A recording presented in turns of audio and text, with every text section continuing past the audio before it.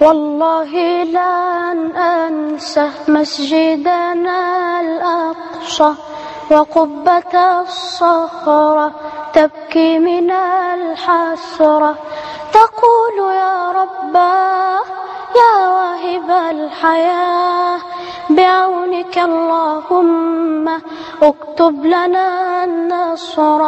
وشجرة الزيتون بغصنه الحنون يبكي على شهداء أرضنا الحرة. يا لوعة النفس عليك يا قدسي، وأنت في البلوى والعيشة المرة.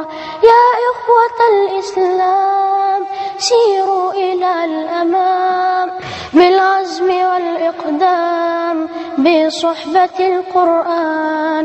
هيا اهتفوا يا إخوتي، استيقظي يا أمتي.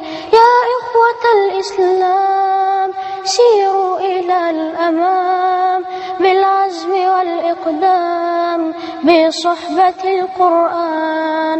النور في أيدينا وربنا يحمينا، قرآننا يهدينا في ساحة الإيمان. هيا ارفعوا القرآن وحطموا الأوثان، وحرروا الإنسان من قبضة الطغيان. هيا اهتفوا يا إخوتي، استيقظي يا أمتي. هيا أعيدي بسمتي كسابق الأزمان، كسابق الأزمان.